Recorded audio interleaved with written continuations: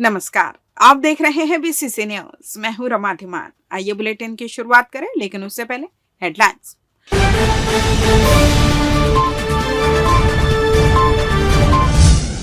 शासकीय स्कूलों में पालक और शिक्षक बैठक का आयोजन, बच्चों के विकास को लेकर हुई चर्चाएं।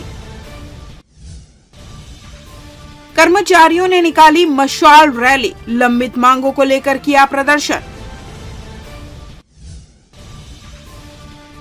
बस्तर में क्या हुआ विकास के नाम पर, हाईकोर्ट ने मांगा जवाब।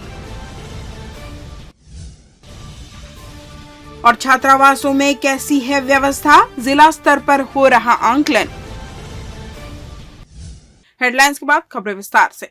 मुख्यमंत्री विष्णुदेव साय के निर्देशानुसार पूरे जिले में प्रथम पालक शिक्षक मेगा बैठक का आयोजन 198 संकुलों में हुआ, जहां बड़ी संख्या में पालकों ने हिस्सा लिया। पहली बार आयोजित इस तरह के बैठक में अभिभावकों ने उत्साह से भाग लिया। स्वामी आत्मानंद उत्कृष्ट हिंदी माध्यम शासकीय कन्या उच्चतर माध्यमिक शाला सरकंडा में आयोजित बैठक में कलेक्टर अवनीश शरण शामिल हुए। पालकों में उनके बच्चों एवं विद्यालय की संपूर्ण गतिविधियों के संबंध में जागरूकता लाने और शिक्षकों पालकों के मध्य समन्वय स्थापित करने के उद्देश्य से शासन द्वारा यह मेगा बैठक आयोजित की जा रही है। कलेक्टर के मुख्य आतिथ्य एवं नगर निगम कमिश्नर अमित कुमार की अध्यक्षता में आयोजित इस बैठक में सीएसपी पूजा कुमार, मुख्य कार्यपालन अधिकारी जिला पंचायत आरपी चौहान, सहायक आयुक्त आदिम जाति कल्याण विभाग सीएल जायसवाल, जनप्रतिनिधि एसएमडीसी एवं एसएमसी के सदस्य, पालक गण, मेधावी छात्र एवं उनके पालक और शिक्षक गण शामिल हुए। बैठक में उपस्थित पालकों को संबोधित करते हुए कलेक्टर ने कहा कि आप अपने बच्चे के बारे में कुछ बताइए। इस पर पालकों ने अपने बच्चों के विषय में खुलकर बात की। एक पालक ने अपनी बेटी के विषय में स्वरचित एक मुक्तक भी सुनाया। कलेक्टर ने कहा कि बच्चों के मन में एक संकल्प, एक उद्देश्य होना चाहिए। जब तक यह नहीं होगा तब तक बच्चा लक्ष्य निर्धारित नहीं कर पाएगा, और जब तक लक्ष्य निर्धारित नहीं होगा तब तक जीवन में अनुशासन नहीं आएगा।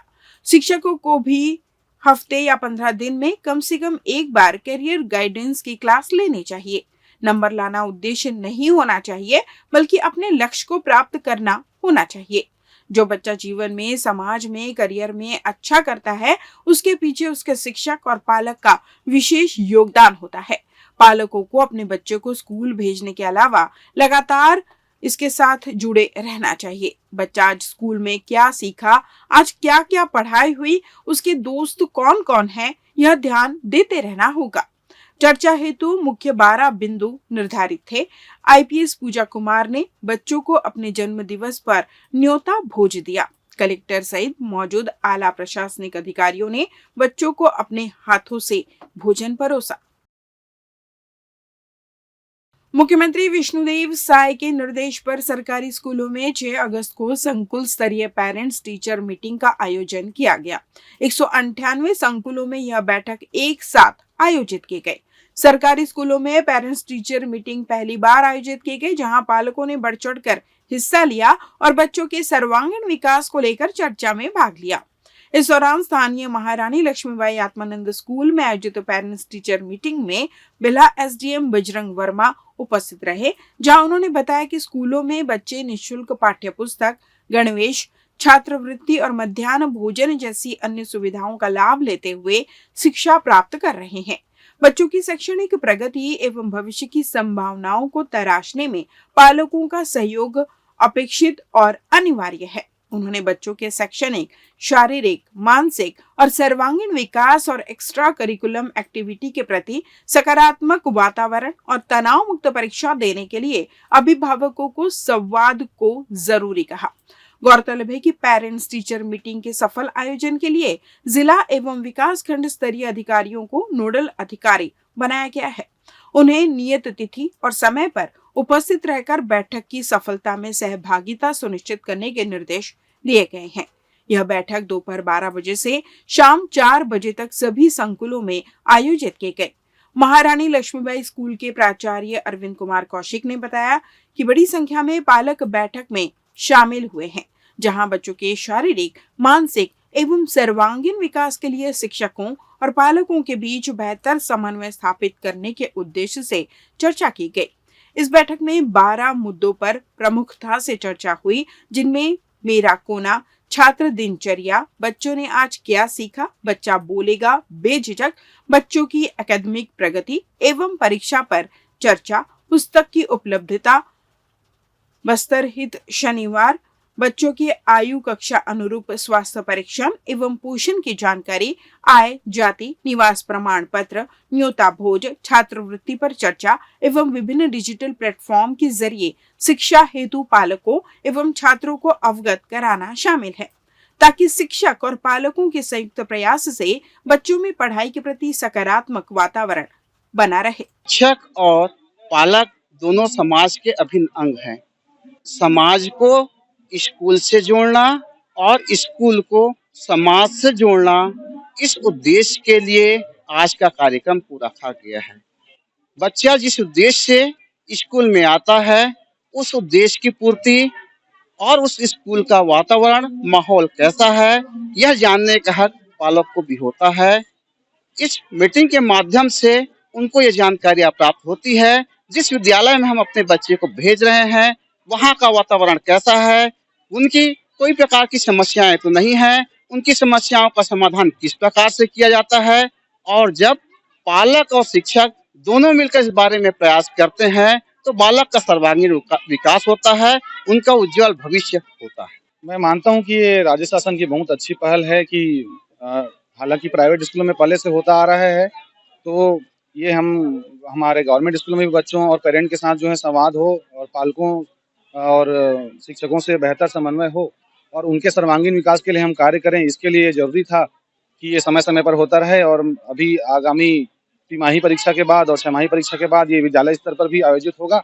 अभी ये संकुल स्तर पर आयोजित हुआ है और मुझे पूरा विश्वास है कि भविष्य में ये बच्चों को बहुत मददगार होगा, पालकों के लिए बहुत मददगार होगा, क्योंकि जो छोटी छोटी चीजें हैं जो हम केवल आज के स्तर पर हम केवल स्कूल में केवल पढ़ाई के ऊपर ध्यान देते हैं और पढ़ाई के अलावा भी एक्स्ट्रा करिकुलर एक्टिविटी है, उसके संस्कार हैं, बच्चों का व्यवहार है, उसको घर में पढ़ाई के लिए उचित वातावरण देना, उनको सिखाना कि वो कैसे बोलें, बेझिझक बोलना और टेक्नोलॉजी और जो आजकल हमारे डिजिटल प्लेटफॉर्म है उनका कैसे उपयोग करना, मोबाइल से कैसे दूर रहना, बहुत सारी चीजें हैं जो हम पालकों से संवाद करके इन सब चीजों में हम जो कमियां हैं उनको दूर करेंगे और हम सकारात्मक प्रयास करेंगे कि भविष्य में जो है बच्चों के लिए बहुत फायदेमंद रहे। कलेक्टर अवनीश शरण ने टीएल की बैठक में शासन की प्राथमिक वाली योजनाओं में प्रगति की समीक्षा की। उन्होंने विभिन्न विभागों में लंबित शिकायतों एवं समस्याओं की जानकारी लेते हुए इनका तेजी से निराकरण करने कहा।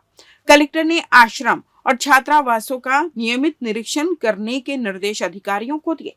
मौसमी बीमारियों की रोकथाम के लिए सर्विलेंस का काम लगातार जारी रखने कहा। बैठक में कलेक्टर ने स्वतंत्रता दिवस समारोह के गरिमामय आयोजन के लिए अधिकारियों को जिम्मेदारी सौंपी। उन्होंने पीएचई विभाग को निर्देश दिए कि क्लोरीनेशन का काम लगातार किया जाए। उन्होंने अवैध अतिक्रमण पर भी लगातार कार्रवाई करने के निर्देश सभी एसडीएम को दिए। कलेक्टर मुख्यमंत्री जनदर्शन से प्राप्त आवेदनों को प्राथमिकता से निराकृत करने कहा। कलेक्टर ने बैठक में मौसमी बीमारियों के ताजा हालात की समीक्षा की। उन्होंने सभी अधिकारियों को अलर्ट रहने के निर्देश दिए। कलेक्टर अवनीश शरण ने तिफरा फल मंडी के समीप आश्रय दत्त कर्मशाला में महिला घरौंदा के लिए नए भवन का शुभारंभ किया। इसके पूर्व यह संस्था डिपूपारा में संचालित थी। उन्हें और बेहतर सुविधा प्रदान करने के लिए इस नए निर्माणयुक्त भवन में शिफ्ट किया गया है। समाज कल्याण विभाग से अनुदान प्राप्त विकास सेवा संस्थान द्वारा इसका संचालन किया जाता है। वर्तमान में मानसिक विकलांगता से ग्रसित 25 महिलाओं की देखरेख एवं लालन पालन इसमें किया जा रहा है। नगर निगम आयुक्त अमित कुमार एवं संयुक्त संचालक समाज कल्याण श्रद्धा इस मैथ्यू भी उपस्थित रही। कलेक्टर ने शुभारंभ के बाद नए भवन एवं परिसर का अवलोकन किया और व्यवस्थाएं देखी।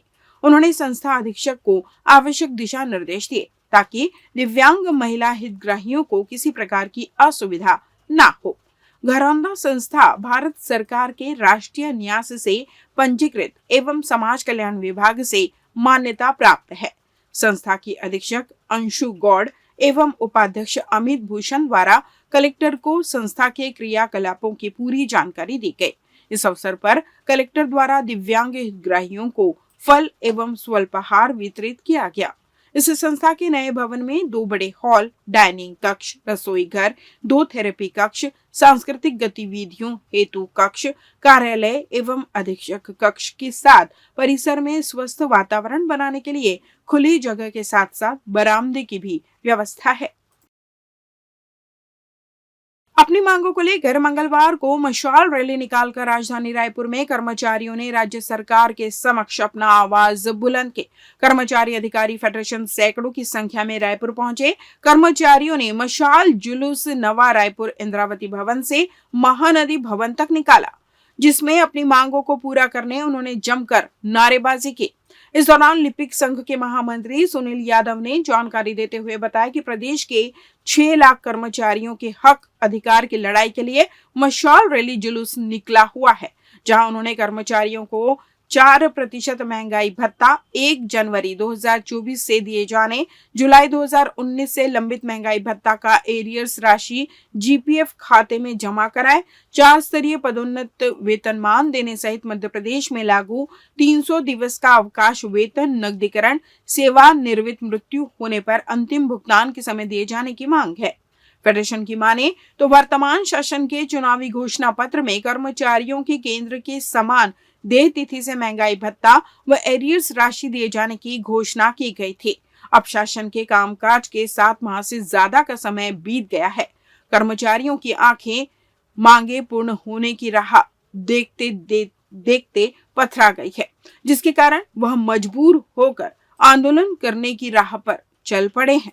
फेडरेशन की सेक्रेटरी बैनर तले पर 107 से अधिक संघों के द्वारा आज मंत्रालय में मशाल रैली निकालकर के जो 403 मांगे हैं, इनको लेकर के आज व्यापक रूप से धरना प्रदर्शन आंदोलन जारी हो रहा है और पूरे प्रदेश की जो कर्मचारी साथी है, जो सभी संघों के मान्यता संघों के प्रदेश अध्यक्ष से प्रदेश महामंत्री और सभी आम कर्मचारी 403 मांगों को लेकर के, जिसमें प्रमुख महंगाई भत्ता जिनकी क्रम जुलाई 19 से लेकर के अभी तक के हमारे जो महंगाई भत्ते की राशि 4 स्तरीय पदोन्नत वेतनमान और 300 दिवस अवकाश नकदीकरण को लेकर के आज व्यापक रूप से राजधानी में प्रदर्शन कर रहे हैं और हमारी मांगे सांसद से कि हमारी मांगे यदि जल्द से जल्द पूरी नहीं होती है तो हम जल्द और व्यापक आंदोलन करने के लिए बाध्य होंगे। लेते हैं छोटा सा ब्रेक। पिछले 17 वर्षों से रियल एस्टेट के क्षेत्र में दे रहे हैं अपनी सेवाएं और लगातार शहर की जनता को एक नई लिविंग लाइफस्टाइल। अपने कार्यों एवं सेवाओं के माध्यम से लाखों लोगों की उम्मीदों को दिया है आकार। इसलिए जिले में ही नहीं पूरे प्रदेश में इनकी पहचान है बरकरार। आपके सपनों के घर को हकीकत में बदल कर है दिखाना, इसलिए आपके लिए लेकर आए हैं भाटी आशिया।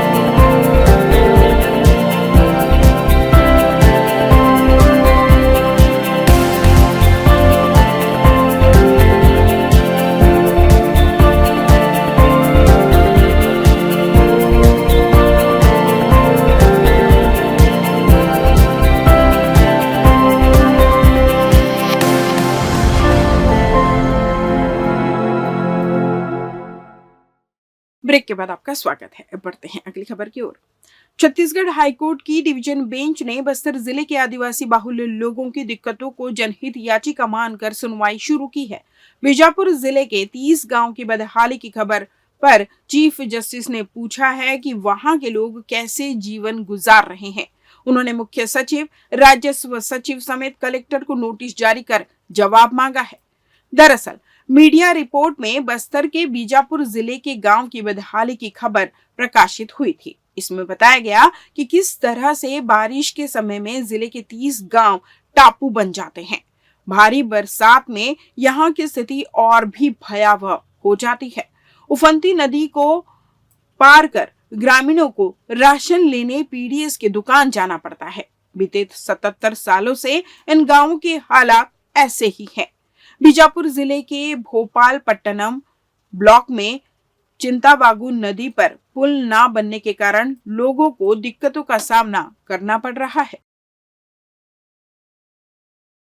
गरियाबंद जिले में देवभोग के नांगलदेही गांव में लोरोसिस जैसी गंभीर बीमारी फैल गई है, जिसके चलते यहाँ के बच्चों के दांत पीले और बाल सफेद हो गए हैं।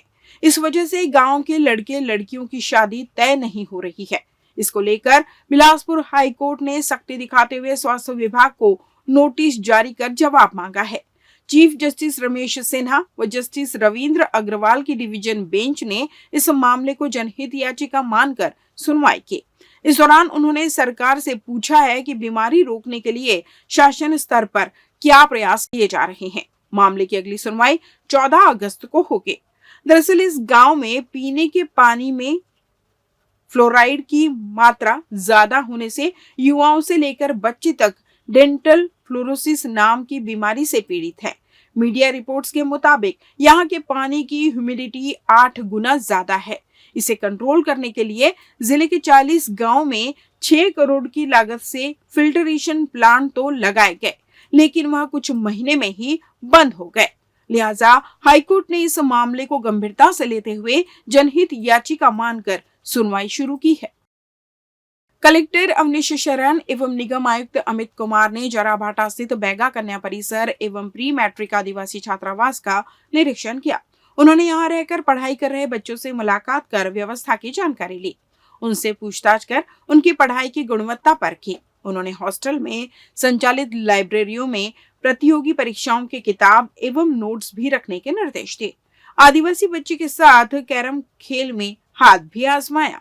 सहायक आयुक्त आदिवासी सीएल जायसवाल भी इस अवसर पर उपस्थित रहे। कलेक्टर ने प्री मैट्रिक हॉस्टल परिसर के किनारे से होकर गुजर रहे नाले की सफाई और इसमें आवश्यक सुधार के निर्देश निगम आयुक्त को दिए। इस नाले में अक्सर ओवरफ्लो हो जाने के कारण हॉस्टल परिसर में पानी भर जाता है, जिससे बच्चों को काफी दिक्कतें होती है। पानी को डाइवर्ट करने के लिए कोई अन्य वैकल्पिक उपाय पर भी विचार करने के निर्देश दिए। उन्होंने रसोई घर में बन रहे भोजन का भी अवलोकन किया। बच्चों की संख्या के अनुरूप भोजन एवं सब्जी पर्याप्त मात्रा में परोसने के निर्देश अधीक्षक को दिए। इस हॉस्टल में आदिवासी परिवार के 100 बच्चे रहते हैं। शहर की विभिन्न स्कूलों में कक्षा 6वीं से 10वीं तक की पढ़ाई करते हैं। कलेक्टर इसके बाद बैगा आवासीय कन्या परिसर पहुंचे। 6वीं से 10वीं तक 100 बैगा सहित आदिवासी बच्चियां इसमें रहकर पढ़ाई करती हैं। कलेक्टर ने आदिवासी बच्चियों को कैरियर मार्गदर्शन भी दिया। उन्होंने कन्या हॉस्टल में संचालित स्मार्ट क्लास एवं इंडोर गेम कक्ष का भी निरीक्षण किया। आदिवासी बच्ची चंद्रमणि पैकरा के साथ कैरम खेल में भी हाथ आजमाया। उन्होंने पोस्ट मैट्रिक छात्रावासों के लिए स्मार्ट क्लास बनाने के प्रस्ताव देने के निर्देश भी सहायक आयुक्त को दिए।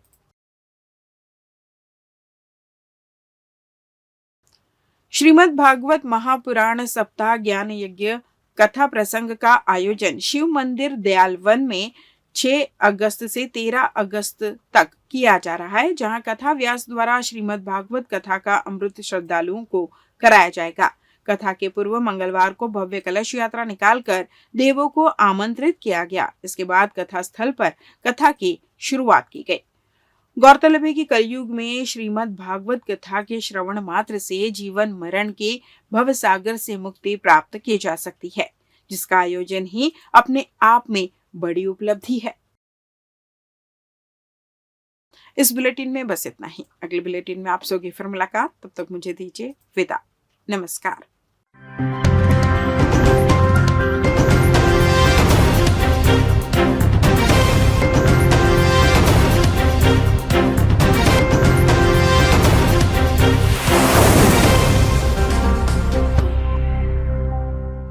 पिछले 17 वर्षों से रियल एस्टेट के क्षेत्र में दे रहे हैं अपनी सेवाएं और लगातार शहर की जनता को एक नई लिविंग लाइफस्टाइल। अपने कार्यों एवं सेवाओं के माध्यम से लाखों लोगों की उम्मीदों को दिया है आकार। इसलिए जिले में ही नहीं, पूरे प्रदेश में इनकी पहचान है बरकरार। आपके सपनों के घर को हकीकत में बदल कर है दिखाना, इसलिए आपके लिए लेकर आए हैं भाटी आशिया।